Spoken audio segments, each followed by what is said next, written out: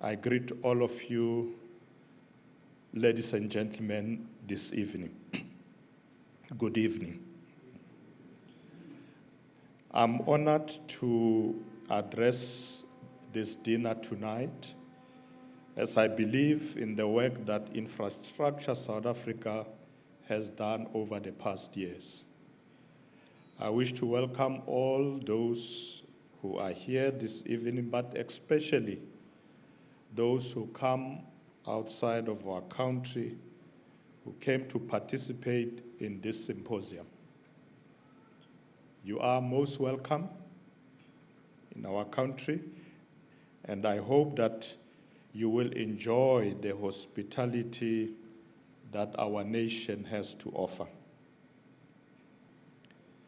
The activities of the symposium today have set the tone for government accountability as shown during the media briefing this afternoon, as well as through collaboration and partnerships seen in the Memorandum of Understanding signed between government partners as well as the private sector partners. Most importantly, this symposium sets the tone for collaboration and cooperation in the continent. I wish to congratulate you, Minister Zigalala, and Deputy Minister Barry Swartz for successfully convening the inaugural Leaders Forum this morning with your counterparts in the continent, and look forward to positive outcomes stemming from those deliberations.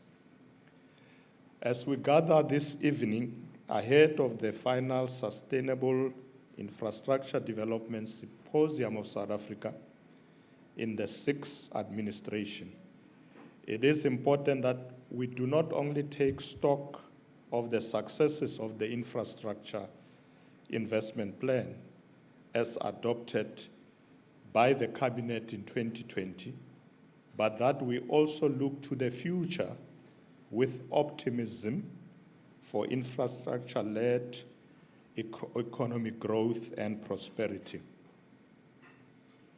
On the 23rd of June of 2020, following a hard lockdown due to COVID-19 global pandemic, the South African government held the inaugural Sustainable Infrastructure Development Symposium of South Africa, a culmination of extensive stakeholder consultation with both government and the private sector, or private sector role players in the infrastructure ecosystem. The symposium had a dual mandate of producing a credible infrastructure pipeline and further finding finance required to support the delivery of that pipeline. At that time, the symposium had not yet experienced the full devastating effects of the global COVID-19 pandemic.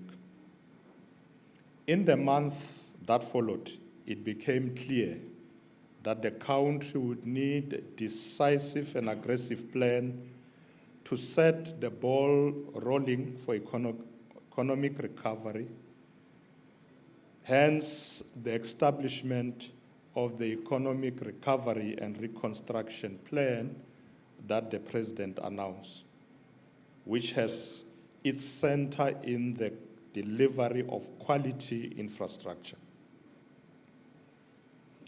Ladies and gentlemen, the three central themes that anchor the infrastructure investment plan have remained consistent throughout the 6th administration. These themes are quality infrastructure for development, recovery, and inclusive growth. All of this spearheaded by government through policy development and implementation. When we say development, we mean both the development and delivery of infrastructure and the development of our people through infrastructure delivery. When we say recovery, we mean the recovery of our economy through large-scale infrastructure program-led and championed by the government. When we say inclusive, we mean the redressing of spatial imbalances between urban and rural areas through infrastructure delivery programs, which we believe will also address gender, racial, and other inequalities. In this regard, the entire population should be included in the benefits associated with infrastructure investment and subsequent gross fixed capital formation. While we are aware of some of the challenges that curtail the fast pace of delivering quality infrastructure, we must use this symposium to showcase some of the progress and successes that serve as a foundation for the incoming 7th administration, which we believe will be an administration that will bring continuity towards building a national democratic society. In the last 5 years, we have paid specific focus on the strategic integrated projects that have the highest GDP impact, high employment absorption capacity, and localization potential. These projects, due to their economic outlook, have the potential to crowd in private sector investments due to the multiplier effect. We are proud to say that of the pipeline that we gazetted both in 2020 and 2022, almost 10 billion rand worth of projects have completed construction. 233 billion worth of projects are currently in construction, and 170 billion worth of projects are also currently in procurement. Some of the completed projects include strategic water projects like the Val Hamahara Phase 1, the raising of the Hazelmere Dam and on Hazelmere Dam Wall,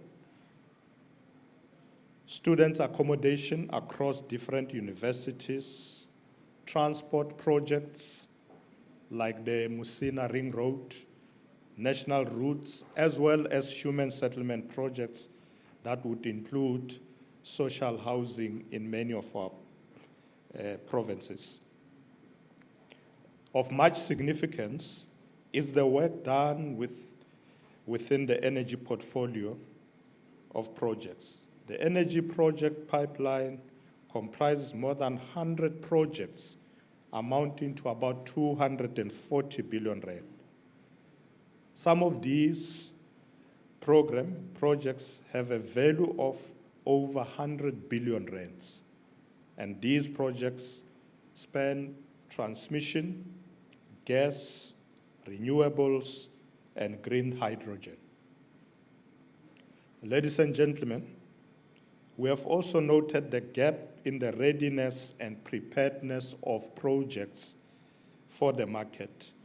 And in 2023, Infrastructure South Africa received its first tranche of funding to support projects with project preparation.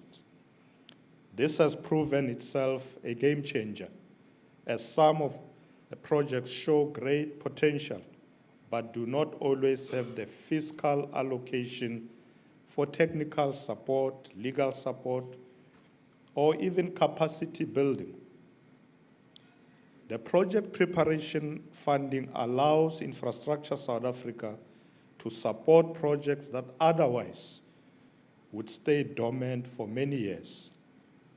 It is important to note that of the first 200 million rand tranche received, 37 projects are already receiving project preparation support.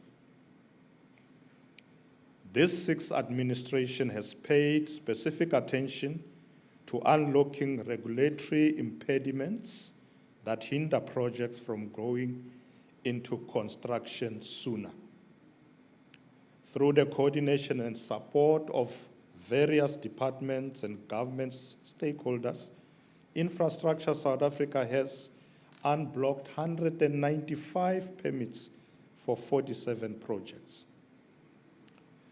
A special mention must go to the Department of Forestry, Fisheries and Environment, which has consistently issued permits and licensing within specified timeframes for infrastructure development. This stellar collaboration in government to aid private sector investment in infrastructure has built confidence in the South African government. Tomorrow, President Cyril Ramaphosa will give the keynote address at this symposium, where I believe he will highlight South Africa's commitment at the beginning of the sixth administration to date. Infrastructure South Africa has played a role in infrastructure development and has contributed to some of the key achievements in this sector. And it is indeed one of the best accomplishments of this government.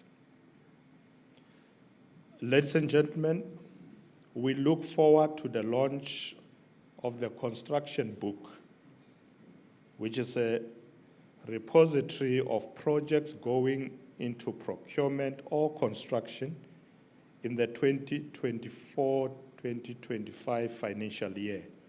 And this will serve as an important indicator to the market that the pipeline of projects is reliable. We look forward to the procurement of the 12 infrastructure project priorities for 2024-25 financial year that will replenish the pipeline and receive project preparation funding from Infrastructure South Africa. Lastly, Program Director, allow me to express my confidence in this symposium to establish more strategic collaboration with our brothers and sisters in the continent. The African Continental Free Trade Area Agreement remains an important platform for us as a continent to strengthen regional integration at both an economic and cultural level. Transport infrastructure specifically is the cornerstone for economic expansion in the region, and we must make sure that we use the discussions and deliberations of the symposium to bring tangible collaboration on binational projects that will strengthen the continent and its economy. I therefore wish the best with the rest of the symposium, and I'm confident in the outcomes and their capacity to further develop and advance South Africa and the continent at large. Minister Zikalala, I do accept your request that the Human Resource Development Council must look at the issue of skills needed in this sector. We will gladly do so as we have started, and we will collaborate with yourself and the other government departments to ensure that we do have adequate skills to be able to implement these projects. With those few words, ladies and gentlemen, I want to wish you once more all the best with the symposium, and I have no doubt that very soon we will see more and more crates. more and more praise. Thank you very much.